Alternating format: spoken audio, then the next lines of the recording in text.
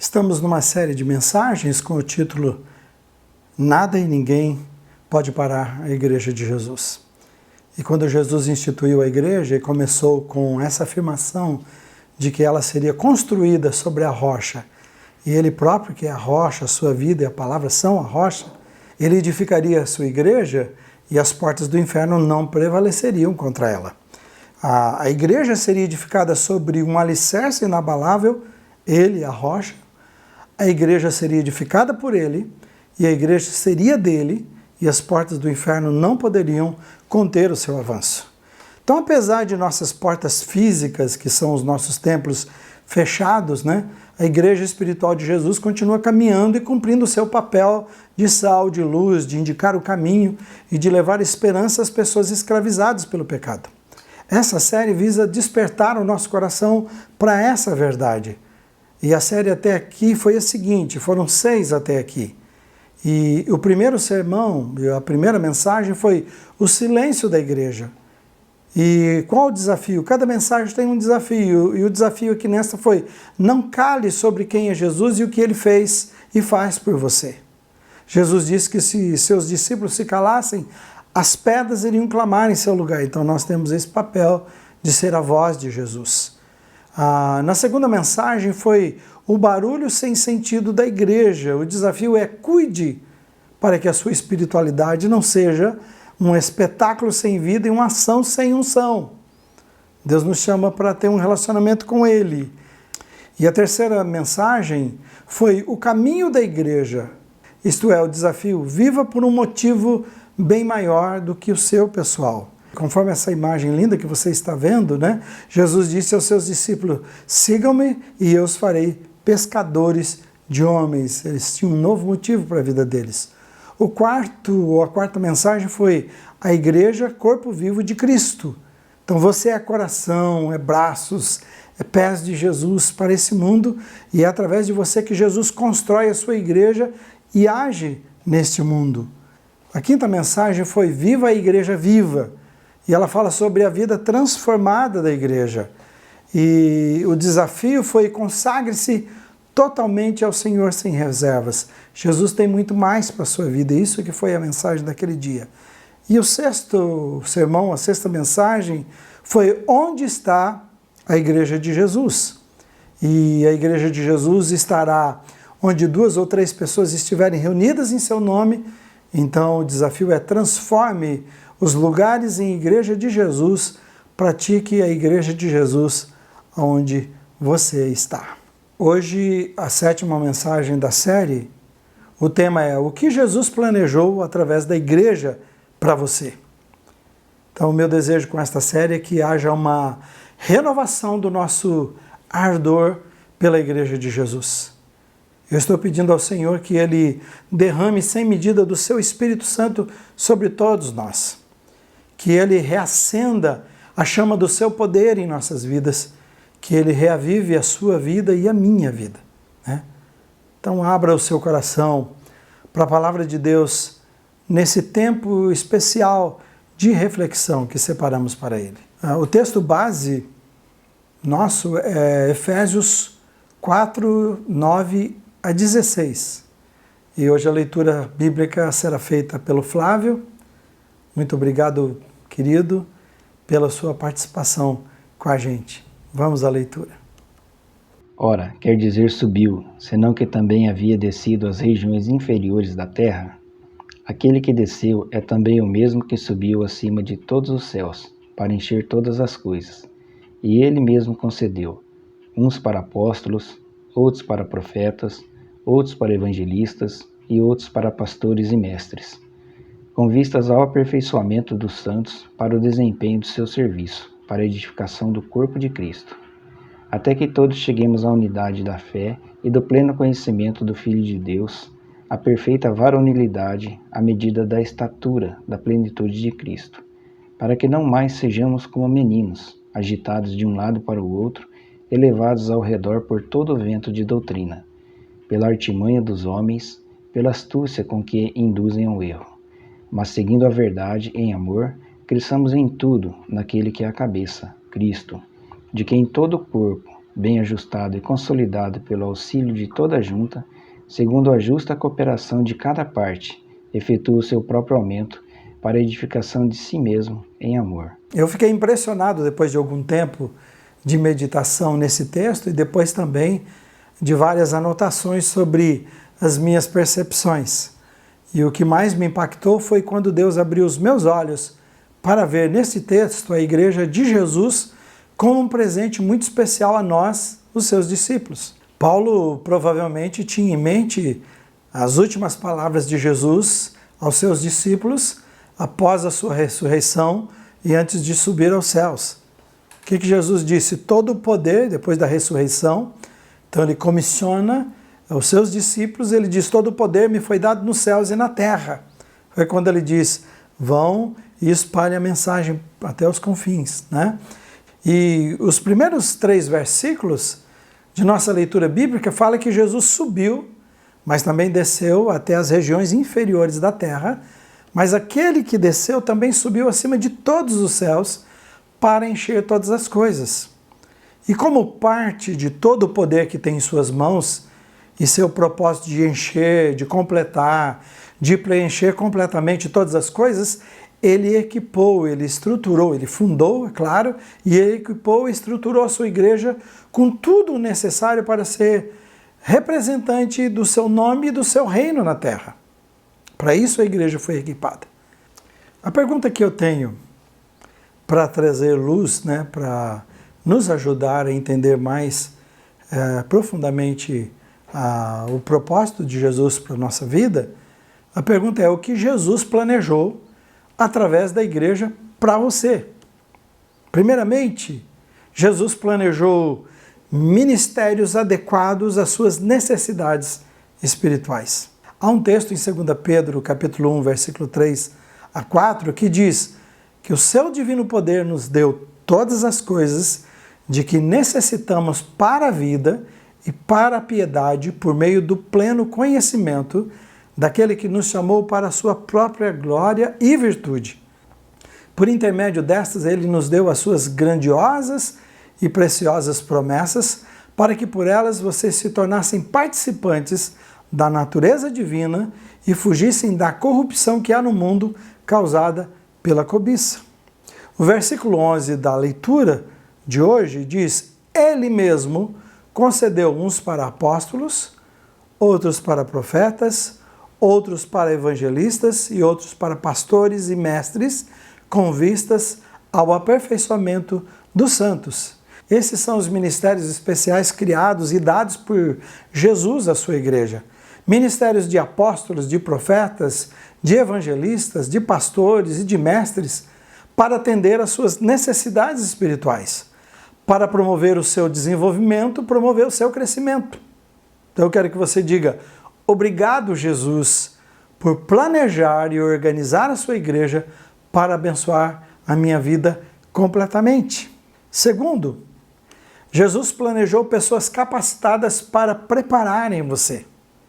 Ninguém se torna apóstolo, profeta ou pastor por escolha pessoal, como também ninguém pode exercer tais ministérios somente pela capacidade e habilidade humana. É preciso ter chamado de Deus, ser escolhido por Deus e ser cheio do Espírito Santo. Com isso eu quero dizer que, assim como Jesus criou os ministérios, ele também chamou e capacitou pessoas para servirem nesse ministério. E a razão dos ministérios e dos servos chamados e capacitados por Jesus está no versículo 12, que diz, com vistas ao aperfeiçoamento dos santos, para o desempenho do seu serviço, para a edificação do corpo de Cristo. O objetivo é aperfeiçoar a vida espiritual, preparar você para que você possa desempenhar bem o seu serviço de proclamar o nome de Jesus. No primeiro ponto, nós vimos sobre os ministérios. É como se fossem as funções que são criadas na sua empresa.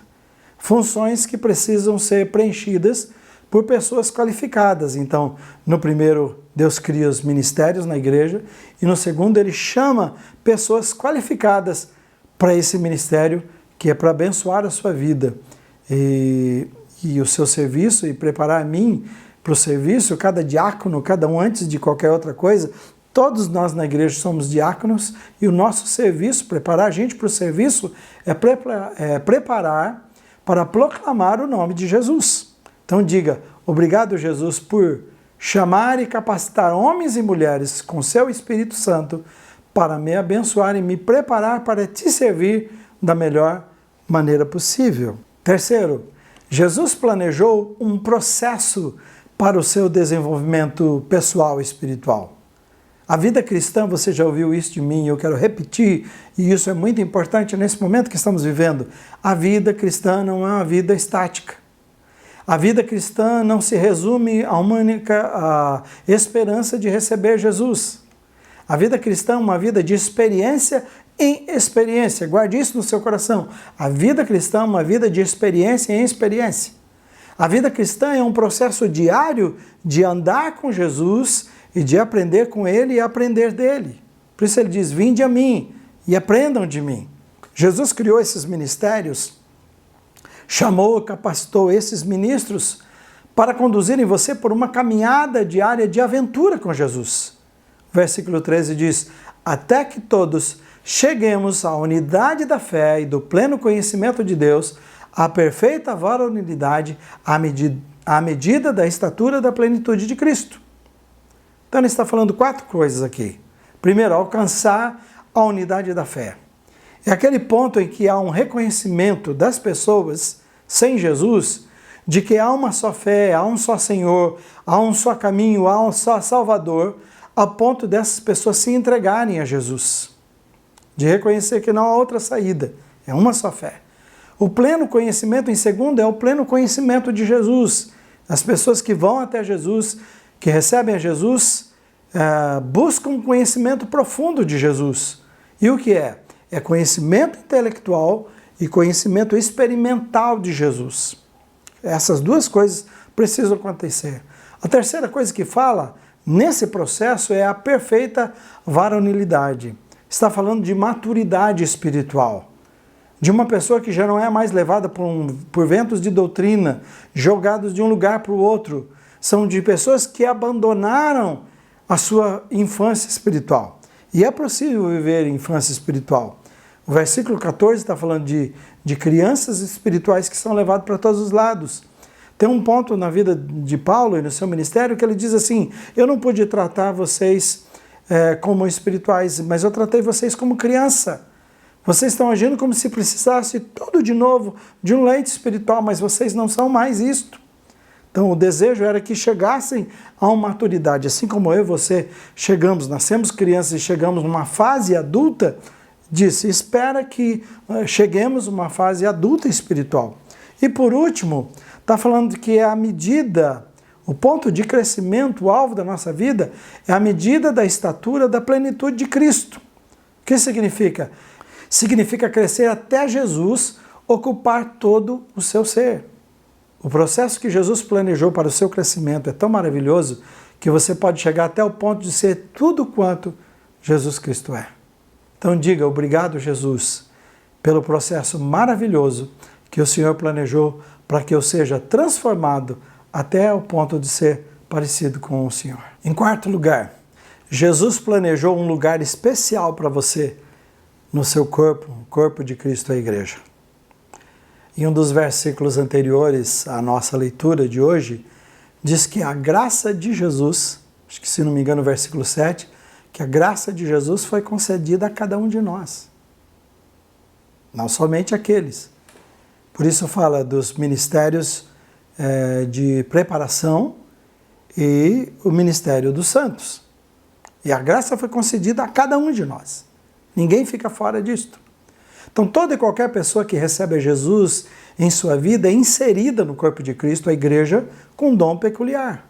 Todos são inseridos para terem utilidade. Então por isso é lamentável que as igrejas em geral estejam vivendo como um ministério voltado somente para algumas pessoas e a grande maioria o que faz é serem apenas espectadores. Por isso um grande desafio nosso é devolver a igreja para a mão das pessoas, hoje. Então o versículo 16 da nossa leitura fala de cooperação de cada parte para o desenvolvimento da igreja. Cooperação dos ministérios de liderança e cooperação com dos santos, com a sua função, cada um no seu lugar. O capítulo 12 de 1 Coríntios tem uma aula sobre a organização e o funcionamento da igreja. Eu quero orientar você a ler depois, né? Veja lá, e você vai ser impactado por ele. Mas no versículo 18 diz, de fato, Deus dispôs cada um dos membros no corpo segundo a sua vontade. Não é a minha vontade, não é a sua vontade. Se fosse conforme o nosso olhar para a igreja possivelmente seria um corpo defeituoso, porque nós escolheríamos as coisas que nós consideramos mais importantes. E então, por isso, Deus coordenou o corpo e organizou ele de um jeito que é segundo a sua vontade para ele agir bem. É interessante a importância disso, né? E é lá que diz que Deus encheu de glória, né, nesse texto, que diz que Deus encheu de glória os membros que não têm tanta glória, para que todos tenham o mesmo valor no corpo. Eu posso pegar aqui como exemplo o corpo, que ele está citando, o corpo físico. Vamos pensar que você está indo para um casamento e você apareça lá de terno e descalço. Ou você, a mulher, apareça também com um vestido super especial, fino, mas descalça. A menos que haja uma razão para isso. Caso contrário, todos vão achar que não combina, que está feio demais. Porque o pé não é uma coisa para a gente sair mostrando por aí. Entende? Então o que a gente faz? Isso que não é tão bonito, a gente coloca uma coisa bonita, que é um calçado, né? Um calçado especial. Alguns até têm condições de colocar um calçado muito caro. E todos, ao olharem, não vão lembrar do pé. Ao olhar, nossa, que sapato lindo, é assim. Então a Bíblia diz que Paulo está dizendo ali, orientando através do Espírito Santo, orientando através de Paulo, na verdade, dizendo como é o corpo, como funciona, e diz que Deus encaixou de um jeito que ele reveste de glória aqueles que têm menos. Então existe no ministério também da igreja aqueles que não aparecem tanto. E o que Deus faz é vestir de glória para que eles tenham o mesmo valor. Então Deus encaixou você no corpo de Cristo, e a igreja, pensando em sua individualidade, pensando em suas habilidades, pensando em sua realização e planejando o melhor para a igreja e pensando no desenvolvimento dela. Então tenha certeza do seu lugar especial. Eu quero que você fale comigo e diga assim: olha Deus, obrigado Jesus, por me receber em seu corpo a igreja e me dar um lugar tão especial para eu te servir e ser significativo. Quinto lugar, Jesus planejou uma interdependência indissolúvel para você. Jesus compara a sua igreja ao corpo humano, como nós já vimos, e todos os membros estão interligados. Cada membro, né, precisa do outro, né? Como o olho precisa, né, da mão, não tem jeito, é assim. A boca precisa do ouvido, o ouvido da boca. Então cada membro precisa um do outro. Todos são necessários e nenhum é dispensável, somos indispensáveis. Estamos tão ligados que se um membro, a Bíblia cita assim, mas no corpo é assim, né? Corpo físico. Se um membro sofre, então todo o restante do corpo vai sofrer junto. Não é assim? O versículo 16 diz: de quem todo o corpo, bem ajustado e consolidado pelo auxílio de toda a junta, segundo a justa cooperação de cada parte, efetua o seu próprio aumento para a edificação de si mesmo em amor. É o corpo que efetua o seu próprio aumento. O corpo edifica a si mesmo. O corpo é consolidado e bem ajustado por causa do auxílio de membros especiais. O corpo também se desenvolve por causa da cooperação de cada um. Essa, então, é uma ligação inquebrável. Então você não pode sem os outros e os outros não podem sem você. Então diga assim: obrigado, Jesus, por essa ligação, por essa conexão tão profunda e especial que temos uns com os outros. Obrigado por me tornar em um canal por onde flui a sua vida. Sexto e último, Jesus planejou um ambiente de amor para o seu desenvolvimento. Um ambiente de amor é um ambiente de aceitação. É um ambiente do allelon, do uns aos outros, a palavra grega para uns aos outros, de perdoar uns aos outros, de amar uns aos outros, de ajudar uns aos outros, de orar uns pelos outros, de socorrer uns aos outros. O amor é quando você deseja para outra pessoa o que você deseja para você mesmo, com a mesma intensidade. O versículo 15 fala: mas seguindo a verdade em amor, cresçamos em tudo naquele que é o cabeça, Cristo. E o versículo 16, uma parte dele diz, a parte final diz: segundo a justa cooperação de cada parte, efetua o seu próprio aumento para a edificação de si mesmo em amor. Colossenses 3,14 afirma que o amor é o vínculo da perfeição, isto é, ele é o canal que conduz à perfeição. Em outras palavras, ele é o elo de ligação. É o amor que nos conecta, que nos liga uns aos outros. É através do amor de Cristo e do amor de uns pelos outros que a Igreja de Jesus se desenvolve. Esse é o ambiente da Igreja de Jesus. Eu quero que você diga assim: obrigado, Jesus, primeiro por me aceitar quando eu não merecia e depois por me colocar em um corpo, a sua igreja, onde eu sou aceito e amado do jeito que eu sou. Olha, se você está numa igreja, se você já pertence, está ligado a uma igreja, isto aqui é para despertar o seu coração e despertar. Olha, se você está ligado a uma igreja, já é ligado a uma igreja, então essa mensagem é para despertar o seu coração, reavivar a chama do seu coração e a sua paixão pela igreja de Jesus. É para isso. Mas se você não pertence a uma igreja, se você não está ligado numa igreja, né, é para você ter uma noção de quão especial você é e o que Jesus planejou para você, uma comunidade que te ama, uma comunidade que cerca você, uma comunidade para você conviver e ser apoiado e experimentar o melhor da vida. Então deixe-me rever com vocês que Jesus planejou, que é tão maravilhoso, que é a sua igreja para cada um de nós. Ele planejou ministérios adequados às suas necessidades espirituais. Ele planejou também pessoas capacitadas para ocupar esses ministérios, para prepararem você, né? Ele planejou um processo para o seu desenvolvimento espiritual, a sua vida não é estática, é uma vida de experiência em experiência, é uma vida de aventura. Ele planejou um lugar especial para você no corpo de Cristo, e você tem utilidade, todos temos, e um lugar é especial. Ninguém fica parado no corpo de Cristo, não fomos chamados para sentar e ser espectadores. Ele planejou uma interdependência indissolúvel para você, dizendo assim: você é indispensável na igreja, você tem um chamado e a sua função não pode ser exercida por mais ninguém e ninguém pode exercer do jeito que você exerce. Então precisa você. Em sexto lugar, ele planejou, e último, né? Ele planejou um ambiente de amor para o seu desenvolvimento, um ambiente de aceitação.